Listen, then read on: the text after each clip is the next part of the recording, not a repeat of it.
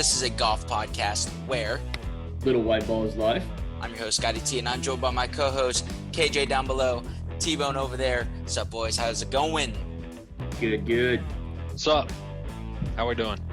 Man, I'm back from Colorado, which is kind of a bummer because Colorado was awesome. Weather was fantastic, but we are back coming to you from beautiful Houston, Texas, where it is hot. It is very humid right now, but it is great golf because we can golf 365 days out of the year at the moment. So, KJ, doing all right, man. We finally got to tee it up this weekend. Yeah, it was fun. I played a lot of golf. I played 45 holes yesterday. Whew. Yeah. Really getting used out of the membership?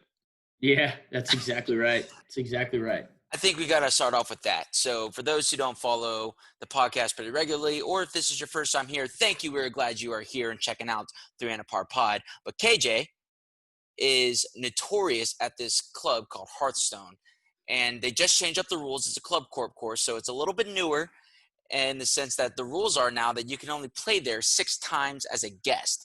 And about how many rounds would you say, KJ, you have played there? For the year, correct. 6 times for the year. So we're recording this on July 6th.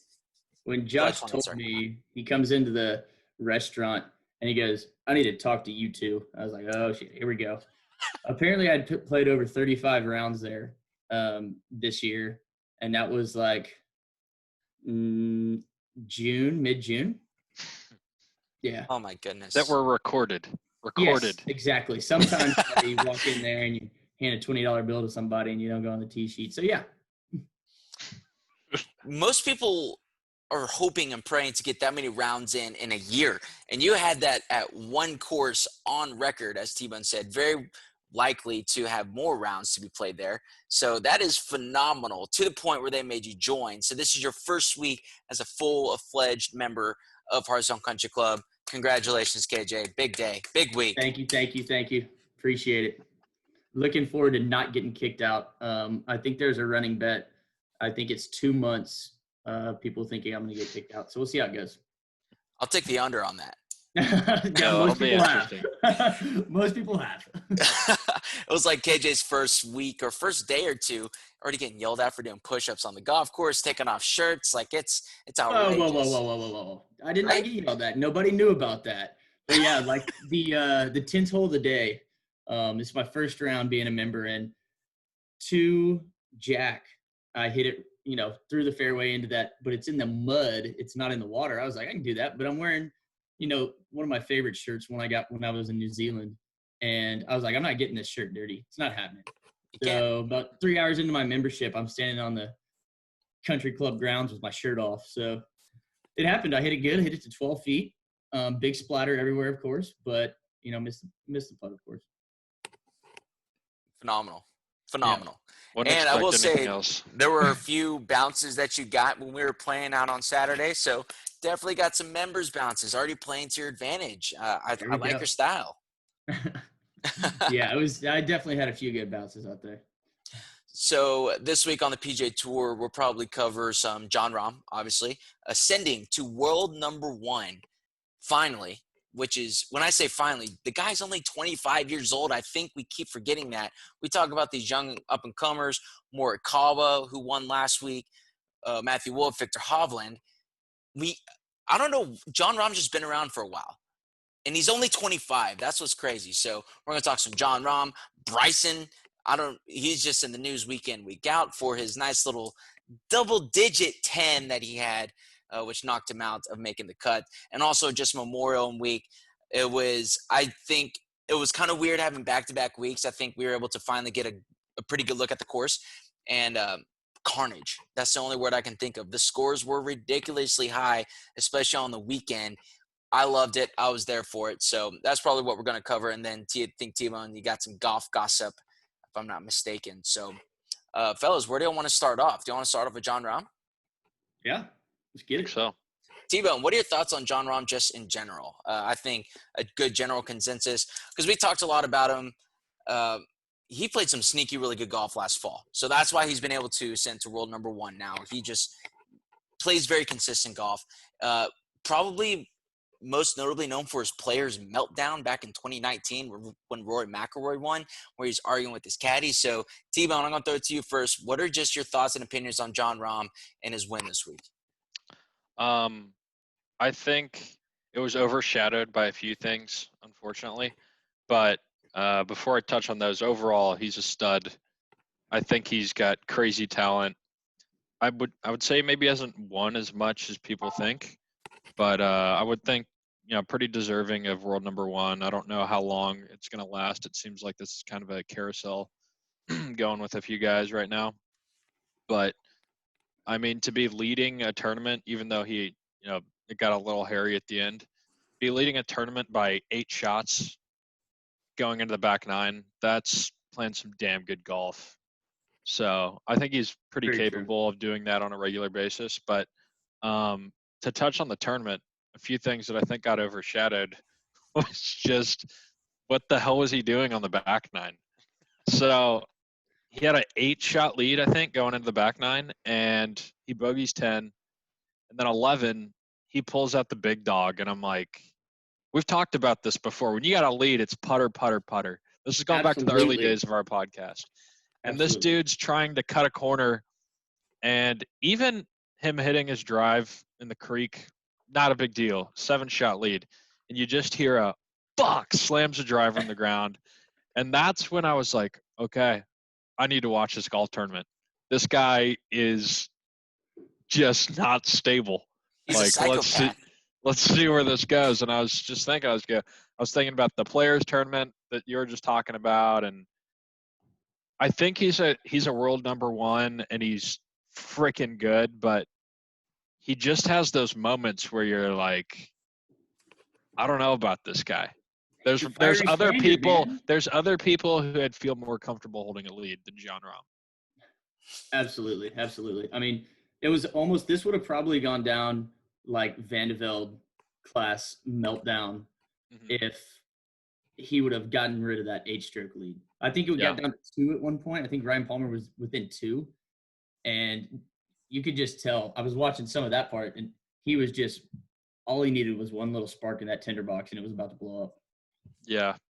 That's a great way to put it. You just need a little something, and just boom, explodes. I will say, though, he came – so after 11, it looked like who knew what was going to happen from there. And for – the listeners that aren't familiar with 12 at Muirfield Village, it's basically the 12th hole at Augusta, like on steroids, in my opinion. I mean, that is a brutal hole to be bleeding away a lead, and he steps up and hits it to 15 feet at a tucked pin. On that line is such a stupid line. He had to have missed that. Yeah. The first thing I thought when he hit that shot and landed where it did, I was like, he had to have missed the shot he was trying to hit. There's no way he would have done it on purpose. Yeah, so overall he's a stud, but I think, his kind of temper tantrum on 11 and then the chip in on 16, which later ended up being a 2-shot penalty. I think that took away a little bit from how good the win really was, but I don't know if you guys got to watch the interview after, and he won by 5 or whatever, and he has no idea this penalty shot's about to come. And they say it in the post-round interview.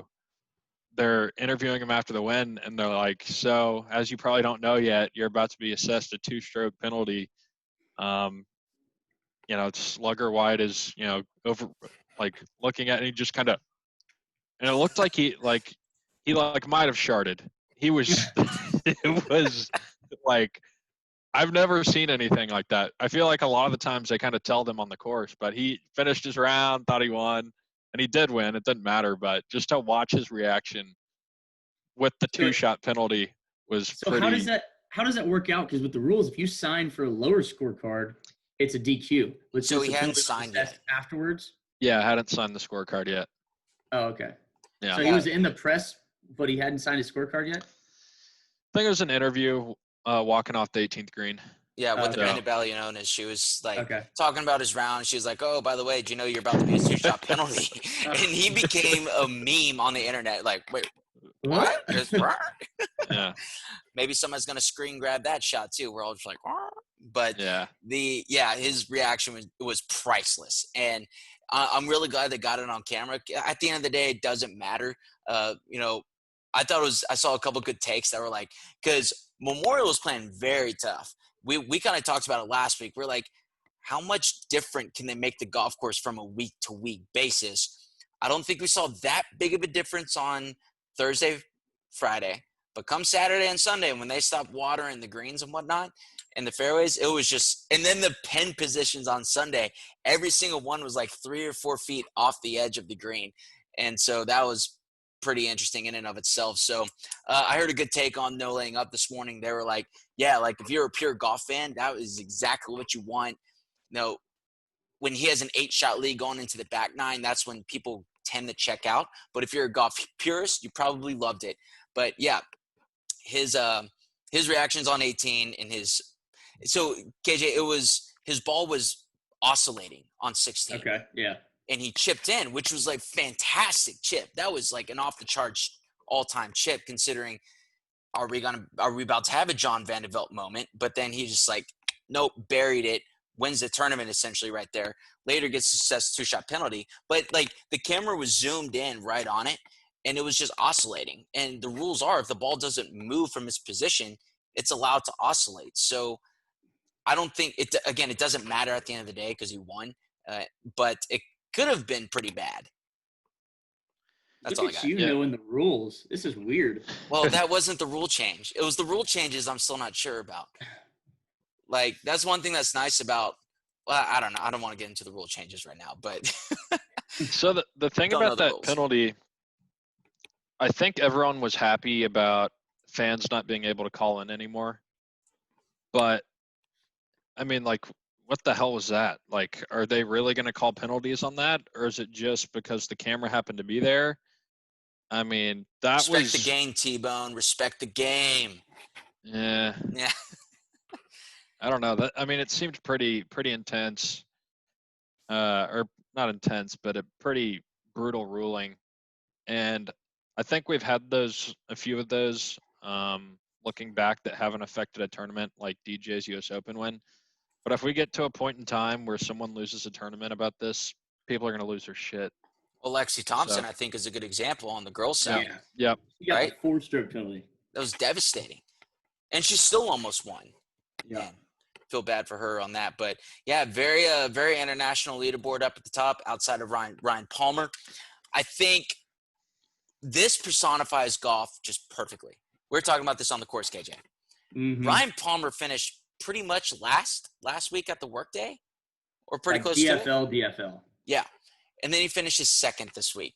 But then DJ, who won 2 weeks ago up in Connecticut, he finishes DFL this week, shooting a solid 80-80 to miss the cut. So, like, is that not golf in a nutshell or what? Ooh, threw a few squigglies up there, huh? 80-80, I didn't know that. That's 80-80. Yeah. Man, well, never mind. Wait, what was worse, DJ's 80-80 or my 86-87 at Merido? 80-80. 86-87. Oh, no. Mixed reaction. No, Comment below or email us what you think is worse. I don't know. DJ's fine. He's fine. Anyway, so yeah, that's just golf in a nutshell right there. Again, so Jon Rham, I think, showed. Now, I saw a couple funny takes. So, like, hey, I'm really excited to see Jon Rham win his first major this week because people really prop up Jack's tournament and the Memorial and whatnot. But that being said, how many majors do you think Jon Rham has in him? Because clearly he's got the game. He's got the talent. 25 years old, world number 1 now. He just needs a major win under his belt. You could argue this is probably his biggest win, at least on the PGA Tour side. I'm not sure about the Euro Tour because he plays a lot over there as well. But, I think he could win 5-6 majors by the time it's all said and done. I think his second major will be coming up a lot faster than his first one. It took him, it's taken him till now. I think once he gets that first one under his belt, there's nothing going to, really stop him from going on. But it's just one of those things in golf. You haven't been in that position. You haven't won a major before. It's just a different ballgame. It's just a different ballgame. Right. Yeah. I could see him having, I think pretty similar to maybe like a Faldo career. just with how much success he's had so far. But I know he's really young, but is he I guess he's got to be the best player without a major, right? At this point. I think Yeah, people would there's a still lot say out there. Lee Westwood right now. I mean, Dude, just through Lee his Westwood, longevity of his career. yes, We'll that's say the only thing he has going for him. Like currently, right now, you put Rhambo on and Westwood on a tee box, he's gonna kick the shit out of Lee Westwood. Right. maybe not like overall. I think just the Current player best with the players. best talent. Yeah. Okay. I think he's got to be up there. Maybe Xander. I mean, Bryson. if we even want to mess around talking about Ricky at this point. I think I'm over but- talking about Ricky Fowler. Yeah. He's canceled. I mean, there are two people that I have lost faith in, unfortunately, and that is Ricky Fowler and Jordan Spieth. Ricky Fowler drops another world ranking point to 32 in the world at the moment. Jordan Spieth is out of the top 60 in the world. Those are two guys that I love those guys. I really do. But at least Jordan Spieth has the pedigree of a national championship tournament. Or he's won majors before. Ricky just doesn't have it under his belt. I think they can get it back and whatnot. But those are two guys that, like, I think until I see it from them again, they're almost dead to me. I mean, Spieth played all right. He played okay. T13 finish. But, yeah, Ricky's missing cuts, like, pretty consistently this year. It's not good. Almost like his career is like a flash in the pan type deal, but you know he was always there for a while with Ryder Cups and everything. But you get him in a tournament, especially on Sundays, and it's just, who is that guy? Yeah. And we were even talking about Jason Day kind of going away, but he's finally starting to play well too. But right. I mean, I still think this year is weird and maybe somewhat of a bit of an asterisk, just not having a routine of playing several weeks in a row. But yeah, because it was Ricky's supposed to be British Open week this last week, if I'm not mistaken. So we damn, should. that is sad. That's terrible. We should have 3 majors under our belt already, we should have 4 majors considering the Players Championship is a major. So Correct. we don't have any right now. So to your point, T-Bone, I don't know if asterisk is the right word, but those courses are going to play different. Like Memorial play different, being different on the schedule. So it's not, but everybody's playing under the same conditions. You know what I'm saying? Mm-hmm. Yeah. It's a little concerning with Richard, Big Dick Rick. Big Dick Rick. Who are you shocked that doesn't have who doesn't have a major win? Tommy Fleetwood or Ricky Fowler? Because one might argue that Tommy Fleetwood is more talented than Ricky. I'd say Tommy Fleetwood actually, because there was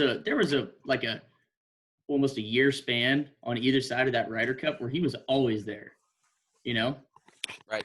Always. And now I haven't heard anything about him. Yeah, I'm looking at the world rankings right now. All those guys are major championship winners up at the top, except for Jon Rham and Bryson. Xander's probably next. Did you know that Colin Morikawa is ranked higher than Tiger Woods right now? What's he Morikawa ranked? rankings. Morikawa is up to 13 in the world. What? Oh. Wow. Kid's on a heater. So they also worth noting Jon Rham joins company of I just had the stat, but now I forgot it.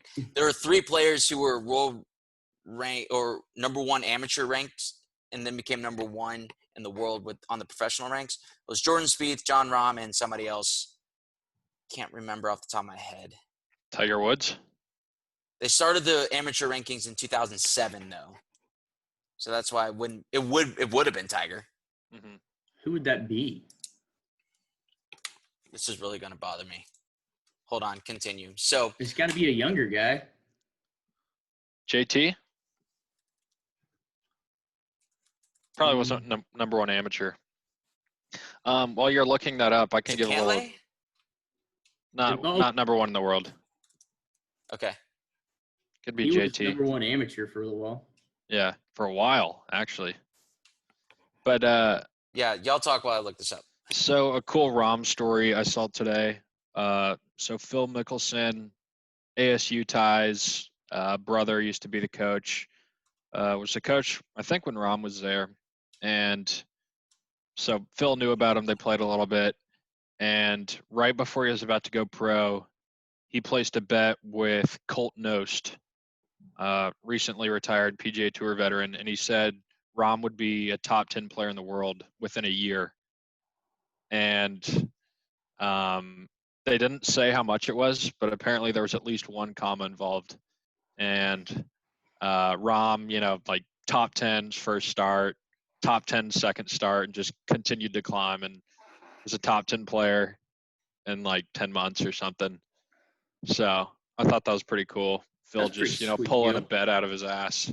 Yeah. Um, Well, I mean, that's got to give you confidence as Rhambo. Like, one of the best Yeah. players to play this game is betting that you're going to be top 10 in the world yeah. within your first year. Yeah. And I think that's a great transition to Phil this week. How Rory fantastic McIlroy. was that? Rory Rory McIlroy. McIlroy. Yeah. That Sorry. guy. There we go. Hey, I always forget this. Corey Whitsett was #1 ranked amateur player in the world. Was he really? Really? I didn't know Number that. 1 amateur player in the world in 2013. So he was the #1 junior amateur. Yeah, the #1 junior before Jordan. #1 amateur for at least a period of time. Nice. There you go. So I Phil! was just discussing Phil. I'm back. It's almost like he's right behind Bryson in the headlines happening every week. So, I mean, the few things that I just couldn't believe was the pausing and the backstroke of his putting. So literally stopping and then following through. That was unbelievable. He hit a That putt gives me from nightmares. he hit a putt from 75 yards. And I don't get that at all, because He didn't that even is hit the something. green. That's what you do when you're shitty at chipping. He's amazing at chipping. I The know. best. And then it's short of the green after hitting a putt from 75 yards, and he hits a monster full swing flop off the first cut. I was like, what the fuck is this? So He we had totally that. ran it backwards. We had I know. So we had the pause in the putting stroke. We had the putt from 75 yards. Then I like how the man is just carrying around a Yeti cup and placing it right by his ball on the putting green. I mean, dude, I'm telling you. Those are all things I don't think I've ever seen in my life. After He's watching wearing turning golf, into the ultimate aviators. dad, like putting Yeah. from 76, like trying to keep up with the hip trends and the clothing and all that kind of stuff. Like, I've never seen anybody like under 30 putt from more than like maybe 15 yards.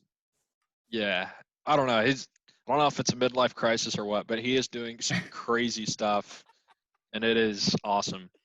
That's what my boss does. My boss, he will putt the ball from anywhere from 100 yards, but he's like a 95 type player. Like, it's not Phil Mickelson. Yeah. But after his putt, when he hit that just massive 20-yard flop shot, that's just like, what are you doing? Makes no sense. Yeah. That, But, and how about the Bryson blow up? Okay, I think that's a good transition to golf gossip. And KJ, I think you need to take the lead on this one because you're sending us up-to-date texts. But it was fantastic. It was fantastic. So Bryson is the topic of conversation in golf gossip this week. He had a very relatable to probably most of our listeners and even us every now and then. He had a 10 this weekend, and it was an absolute train wreck from the get-go. Like, absolute. Just yank hook into the hazard. So then he tries to take hybrid off like a uphill right to left stance, and he bombs it right over the fence out of bounds. So then he drops, and he bombs it right over the fence out of bounds again. And then his next one, he just says, screw it, hits almost the same shot, and he's like 4 feet away from going into this tiny little ditch area that's, again, way right of where he's supposed to be hitting the golf ball, and finishes up with a solid 10. But the key to this story is one of his balls came to rest kind of up against the fence, the out-of-bounds line. He has a rules official come over to give him a ruling. He has the balls to tell this rules official, I don't believe you. I need a second opinion. Like, that's what this guy does. He's a rules official. And you look him in the eyes and say, I don't believe you. You're an idiot. Get me somebody else, basically. Like, what? That can't happen. I mean, yes, you can always ask for a second opinion, right? But you don't start off with, "Hey, you're an idiot." Not a great look. He's teetering the line of. I'd just say he's right behind. He's catching Patrick Reed on the leaderboard as we speak for most hated golfer. But yeah, I didn't get to watch it, but yeah, I'll throw out a reference to No Laying Up podcast. I listened to them today too. They talked a little bit about it, and apparently the fence he hit it over, it was a newly added fence that they had for the President's Cup a few years ago, and they needed it for security purposes. This, I guess, people are getting into the tournament through this opening, so they put in this fence, and apparently all the neighbors or all the members are really upset about it because packs of deer will run through the field, and it's like a really high, like sharp fence, and deer impaling themselves on the fence. I've heard And of Bryson's this. scorecard as well. And apparently he was like wanting to hop this fence that deer are getting impaled on to like hit his ball because it was apparently a temporary fence or something. So he's ridiculous. He needs to take a It chill almost looked pill. like roid rage. Yeah. To be honest Wow. with you. Wow. Roid rage, Bryson. That's quite the take, but He was not something to- very happy with that's anybody. why it's golf at gossip. certain Yep. moment. Yep. Another thing to note, he shot 76 with a 10. That's not Pretty relatable. damn good. That's not relatable. No. Tens, So- yes. 76 with a 10, not so much. Yeah. But I hate to, like change our name to the Bryson DeChambeau podcast, but just with how much I feel like I talk about him. But it's kind of funny how like people aren't really talking about distance anymore because he played like shit. And it was like, I mean, this had to happen, but everyone was just drooling for 3 weeks about how far he hits the ball, and it's kind of a nice change of pace. Let's talk about his fucking 10 for once, and not how far he hits it. You know, it's one of those. I think this was the first time where Bryson couldn't bully a golf course the way he could at Heritage. And where did he win? Detroit, the three. Yeah. Not the, yeah. Detroit. Yeah. Rocket so- Mortgage. Rocket Mortgage, excuse me. That's right. With that just ridiculous trophy. But yeah, this was the first time where it's like, all right, you can't just bomb it out there because they grew the rough up. It wasn't major championship conditions, but that could be, I would say that and Quail Hollow are probably the two, that and Riviera are probably like the three hardest golf courses outside of a major on a year in, year out basis on the PGA Tour. So it showed his teeth, and he couldn't just bully the golf course this time. And so he missed the cut. So I don't know if that's a preview for major championships to come, because I like the Masters. There's hardly any rough, I feel like, and that the British Open is just hopefully you get a good luck of the draw with the wind and whatnot. So we'll see how it goes. But when it comes to U.S. Open and whatnot, I don't think Bryson will ever win a U.S. Open if he can't hit the ball straight, because that rough is just too thick. I mean, Absolutely. granted, did he play that bad, or was he just like really stupid on a hole and could have maybe had a decent tournament? Maybe, but Maybe. I don't think anybody was going to win. Like, this was Rhambo's tournament. yeah, for sure. So that was in the news. Two guys. There's no doubt about Bryson that he's just golf content. He gives us something to talk about every week. He gives something everybody to talk about every single week. And love him or hate him, I think if he's a nice guy, and I don't think he's a bad guy at all. But in terms of his actually golf playing ability, he's almost like the villain. It's almost like what we want Patrick Reed to be.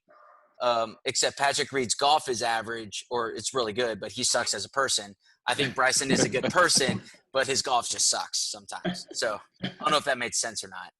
Yeah, they just flipped the rules. I get you on that one. So also worth noting, this was Jack's tournament, and it was kind of controversial. He said he was going to shake the hand of the winner as soon as because he shakes everybody's hands as soon as they walk off the green off 18. And people were like, a handshake? Whoa. This is coronavirus world. Why are you going to shake his hand? Turns out Jack and his wife, Barbara, already had COVID-19. Nobody knew about it. So that's why he was like, hey, look, I'm good. No worries. I kind of Well, love it though. I don't know if it really was a handshake. It looked like an awkward. He just held his fist there. They just like him and Rhambo. They just held fists like more awkward than I'm doing now. Like It's just yeah. almost like a handshake fist type thing. Like that was But weird. yeah. So I don't know. But yeah, of course. Yeah, that's classic. Yeah, I'll shake your hand because I don't give a shit. I already had COVID. Yeah, I love it. Also, Tiger, first time back. I'm glad he made the cut. Just getting reps in. You know, we're big Tiger fans here. Most people are Tiger fans, except my boy James. Sorry, James.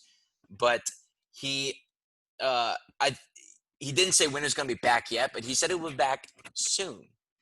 I think he said he just need tournament reps because they're like, oh, are we going to see next time we're going to see you at the PGA Championship? This isn't Tiger when he was in his mid-20s dominating everybody. He needs those reps. He's got to get back. So I don't know when he's going to return, but he'll be back at some point. Also, did you know that Jim Mackay, Bones Mackay, was on the back for Matthew Fitzpatrick? I thought that was pretty interesting. Yeah, and Matthew Fitzpatrick finished third. Thing, though. Yeah, just shows, man. Those guys, they're itching for it, and I love it. I'm here for it. So, I think that's pretty much everything big that we hit on from the Memorial. Do y'all have any other takeaways or anything worth noting as well? Not really. I'm looking forward to getting into this October area. October seems like it's just not going to come fast enough. Right. What tournament is next week? 3M. 3M? I'll probably watch just because golf is still one of the few live sports that is back. But MLB is coming back this week. I think everybody is just trending in the right direction, hopefully get back to a sense of normalcy. As you can tell, I'm back in the office now, so that's pretty fun. Man, good week overall, though, in golf. I think Memorial delivered. They're also tearing up the golf course. So, like, there were some funny shovels. Patrick Reed tearing up the golf course again. They were the internet's undefeated, dude. It's so great. It is. It really is. I mean, it sucks that Patrick Reed is always associated with a shovel now. It's also great, too. I didn't realize, though, that they were tearing up the golf course. So that makes sense probably why they were willing to have back-to-back weeks there. Because they were like, screw it. Like, the golf course doesn't need to recover. We're tearing the whole thing up anyway. Yeah. Yeah. You saw they were still playing the last. They weren't even finished, and they're already digging up the front nine. Yes, I did see that. You don't see that too often. But big congrats to Jon Rham. Reaching world number 1 is very impressive. I don't care who you are. He's literally, right now, the best person in the world at his profession. That's pretty cool. Not many people can say that. It's a testament to his body of work. Again, only 25 years old. Sky's the limit for that guy. He has so much talent. Hopefully he can just stay straight in between the ears and not lose his rage he's like Happy Gilmore out there, I feel like, sometimes with his rage. We're just like, you never know if he's going to just throw a putter in the middle of the woods or what did you say, T-Bone? He's finding a new home for the rake? Or he's sending the rake back home? It's made out of wood, so I didn't throw it. I was placing it in the woods. Hey, quick Happy Gilmore shout out. I'll give some free advertising. Got a new lid from Imperial. It's Chubbs' hand on it. Just tap it. So. Nice. That's great. Yeah. Just tap also, it. the I've been thinking about Happy Gilmore a lot. When I saw Bryson's 10, I wanted to say, my. Looks like Bryson DeChambeau is human. Good old Shooter McGavin quote. So nice. I've been really ready for Bryson to fuck up a little bit. Also, KJ, I know you were talking about when's a clean episode. The younger fan can listen to. May have to wait out another week. Yeah. Well, this is not the one for them to listen to. No, it is not. So on that note, we are running out of time here. We appreciate everybody for tuning in to the 3 Under Par podcast. New hats are in. T-Bone, KJ, you finally got your hat. You happy with the hat? Finally got the hat. Love it. Yeah, T-Bone, you got to see this hat on Kyle because Kyle's head is very small, so it looks like it's so tight in the back. Dude, I have that much Velcro touching the loops. Like it's tiny. Like yeah, they're big hats. It's glorious. Next time we play golf, you got to wear it so I can at least get a picture of it because that is just That's so funny. So new hats are in. I've given a few of them who ordered it, including KJ. Shout out to Nate and Dumpy as well. But I will get those out this week to you if you ordered it. And also for those who wrote those reviews, we appreciate it. I've sent a few of those out. I will get the rest of those box of Pro Bs or golf balls out to you this week. So that's all I got, fellas. Anything else that y'all like to add before we close out of here? Nope. Thanks everybody for tuning in. Write that review on Apple Podcasts. We appreciate y'all. If you're here on YouTube, appreciate it. Subscribe and click that button below. And comment below on what you thought of the tournament this week, or question out there, even to the listenership. You can shoot us an email in the description below, or the DMs are open on social media at 300 Par Pod. How many majors do you think Jon Rham is going to end up with in his career? I'm putting the over-under at, call it 4.5, because it's hard to win major championships. I think that's all I got. I feel like I'm missing something, but new YouTube. I got some YouTube videos that are coming out. I was showing KJ and T-Bone some of those videos. So we're going to call it the 18th hole challenge. How did I do on the 18th hole at golf courses that we played this week? Videos are dropping on Friday morning, so stay tuned for those. Fellas, this has been a lot of fun. Stay tuned. Thanks everybody for tuning in. I'm Scott, for Thomas and Kyle, and remember, Little white ball is life.